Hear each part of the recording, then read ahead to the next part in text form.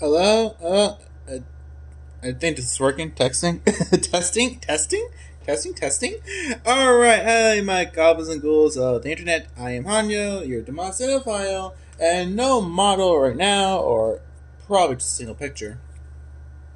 Okay, so I said this on Twitter, I think, and I used that on stream, but I'm currently not home. I am out in Arkansas for a little work slash vacations, helping some people.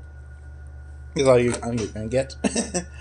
And I went to go see Speak No Evil today. I found a theater that was playing it, and I had to take the bus, and I just want to say this real quick. I had to take the bus, and I had to hike.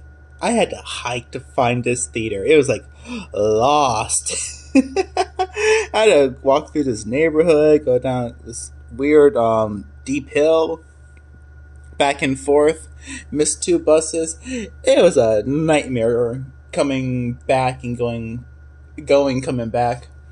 But the actual movie, probably not sure how long I'll talk about this, but the actual movie was very surprising. I can see why it's getting a lot of favorable reviews, even from people who liked and or did not like the original movie. Um, so basically, my quick thoughts are that I know I have your notes down, so I'm just going off my head. My quick thoughts are that it is a great movie. It is a very good horror movie. Very good switcheroo on the home invasion style. Bad part is that it sticks a lot close to the original Speak No Evil. And that's my only problem is because I like remakes. I think remakes are a good idea. If you're gonna do a remake, go very crazy with it. I mean, keep certain things the same, like characters or themes, but go try to do your own thing. And when this movie did its own thing, like for the like few changes, and of course the very end of it, it was awesome. I loved it. But when it's stuck to the original, uh, it wasn't boring. It was really good. I liked the new art direction, but it's like I just watched just a couple weeks ago. I'm just watching with different actors. You know what I mean? So I like it. I like it just as much as the original movie. Um, the themes are a slight different. Patrick and Patty. Patrick being the original character, the original father of the kidnappers in the original movie, and Patty being the new father. James McAvoy's playing. They're really good. They are different though. I can see why James McAvoy said that line where it's like, "Oh, I based him off all these toxic masculine traits," because that was in the original movie, but it was more played off, more subtle and quick, bits and quickness. Here, it's very much his whole character. That he is a very macho guy. He's a very manly man, and you got those good samples of masculinity. Being strong, being helpful, teaching, and all the blah blah blah. But then when the physical violence, the nastiness of his character starts coming out, it works. It works, but it's kind of like I can see where they're doing that. I can see what they're going for. If I didn't read that, if James McAvoy didn't make that comment, maybe it'd been a little bit more effective because I went into the movie knowing what to watch, and if I did not see that, I would probably enjoyed it a little bit better. Um, yeah, like I said, when the movie did its own thing, different than the original, it was really good. So my thoughts and feelings are what I said in the original movie. Only difference is that this one is not as bleak. It's not as hopeless. It's not.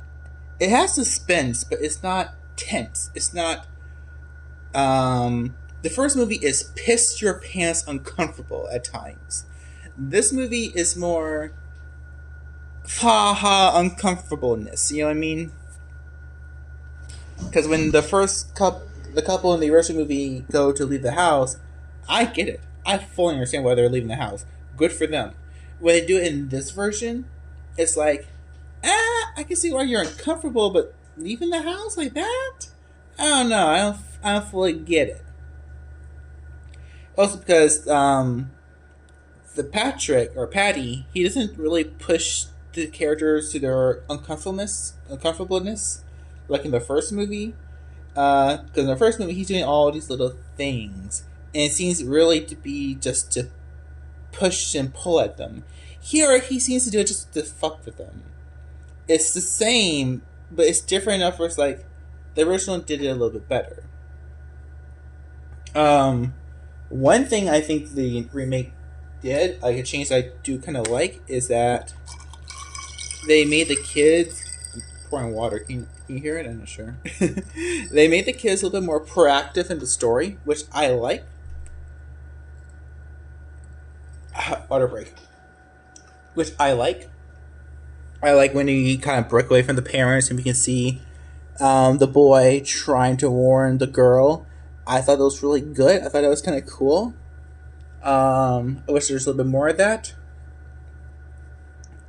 They did something with the little girl this time, where they never say it in the film, but they made her.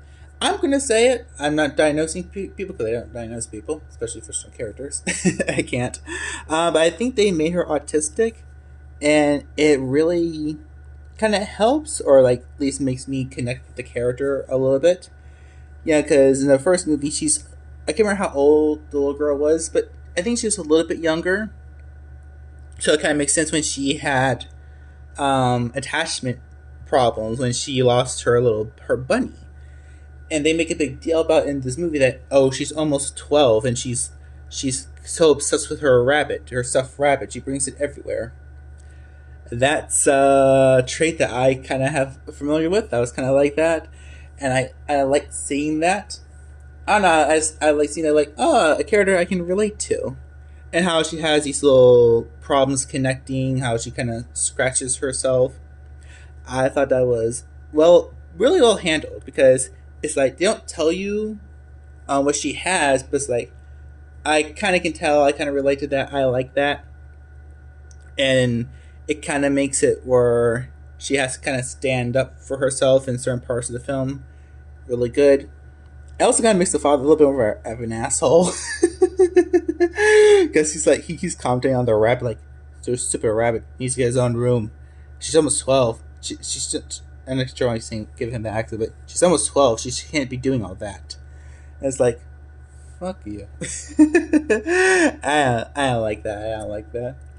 The husband and wife of the little girl, they're a little bit different this time, because in the first movie, the husband is just full on pathetic. He's a full on pathetic man, but he's he's a little bit I guess you can call it what's the word I'm looking for? I can't think of it.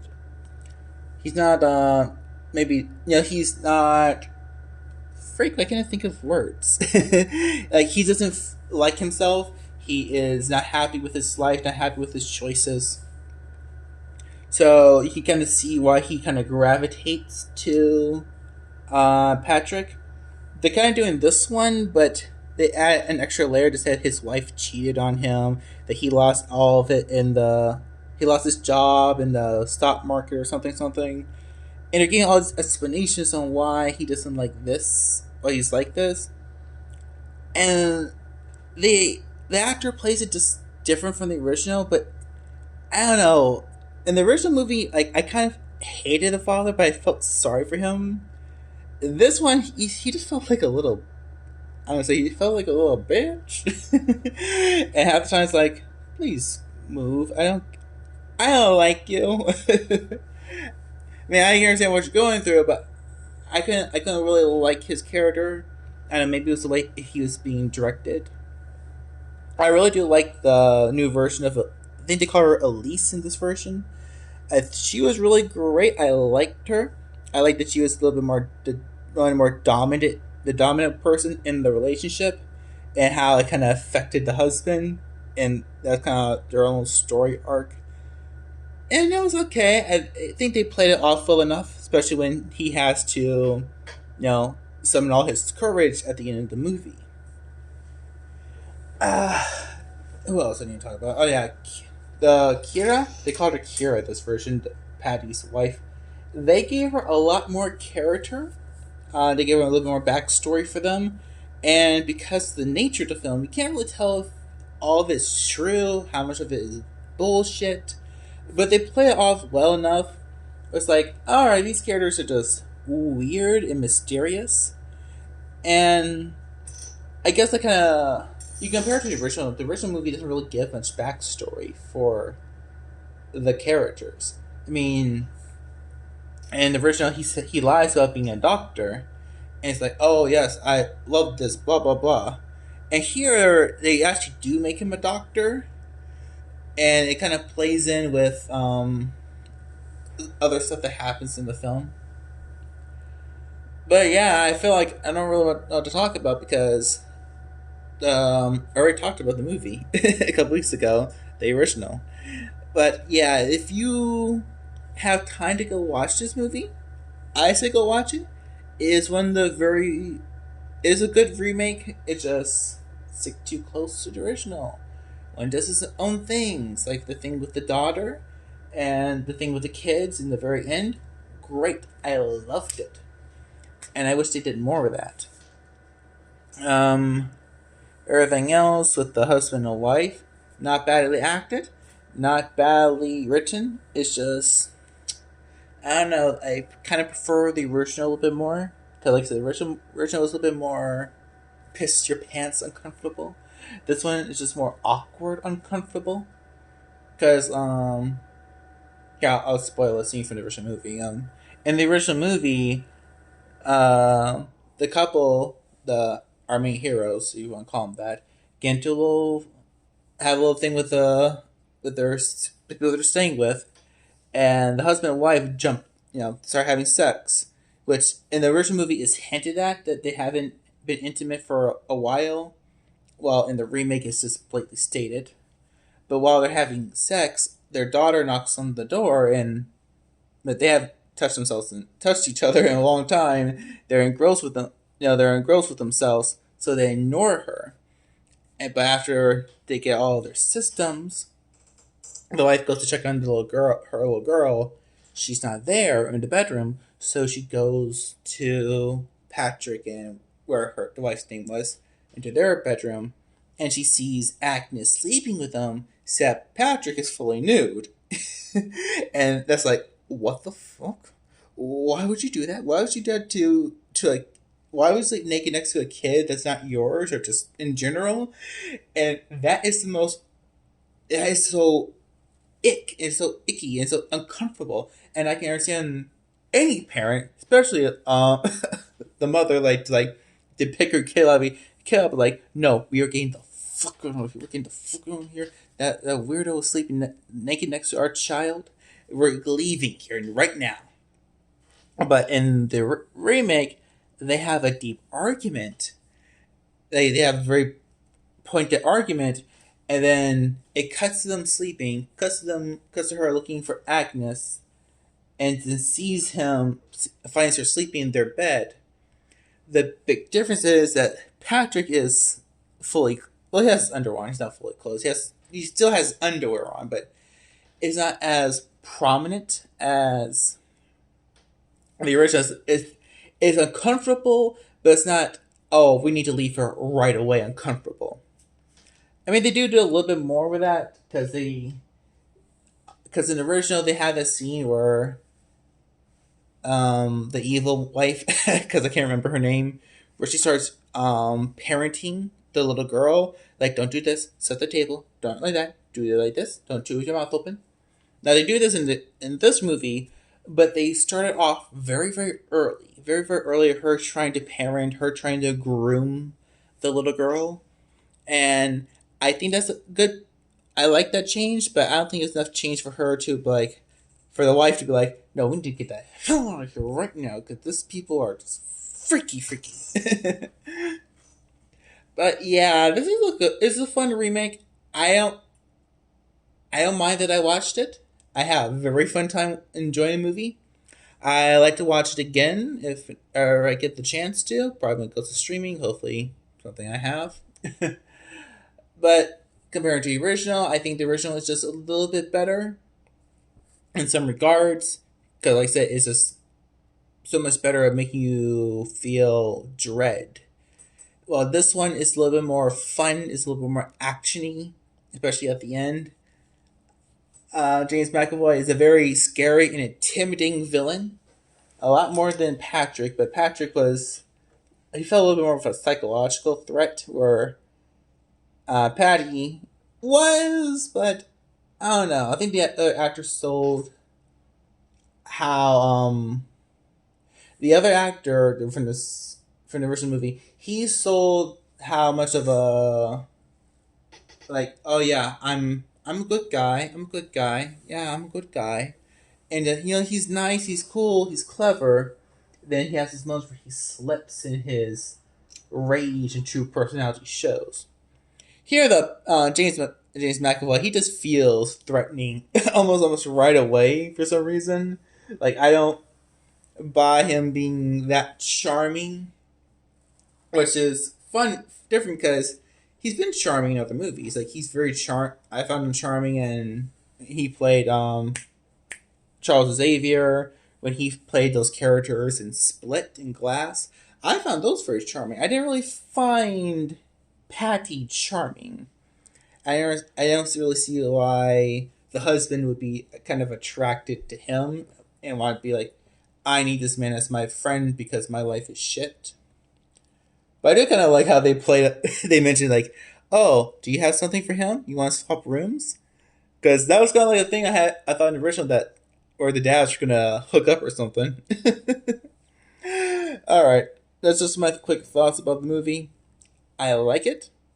Not as much as the original, but it does some things better than the original. James McAvoy is amazing. All the actors are amazing, except for the dad. I just couldn't really like him. I just couldn't really like him. If it's still playing in theaters, go check it out. But I also have to really recommend you checking out the original. It's still a very good film. If you like this movie, you're probably gonna like the original, or you might just like one better than the other. That's up to you. I think they're both equally good. Just some parts are better than the other part. And that is it. I need to take a shower and go to sleep because I am sweaty from hiking back and forth to bus stops. Alright, y'all. I love you all. Gonna see you all in October. We're gonna have our little something special plan for October. Hopefully got it all done, but I'm working on it as we speak. And let's just say, if I get it all right and good, we're gonna have 31 videos, one video a month, and it's gonna be awesome. It's gonna be cool. Oh shit! Yeah, 31 videos for 31 days, and probably some extras too. All right, now I gotta go. See y'all later. Have a good night, evening, morning, wherever you may be in the world, and I will see you all whenever the next video is posted, probably on October 1st. All right, bye bye. And I'm gonna click. Oh, there it goes. Bye. See cups. Beat 'em up. Beat 'em up. Beat 'em up. You're still here? You're actually still here at the end of the video? Oh, I'm surprised. Thank you for staying for the whole thing. If you have a few more seconds of your time, if I could, can you scroll down to that description and hit that little button that takes you over to my Twitch? I stream there almost every day. We play horror games, action games, and visual novels. So, if you don't mind, if you like what I do here, if you can stand my annoying voice here, follow me on Twitch and we can hang out some more. Alright, hope to see you over there. Have a good day.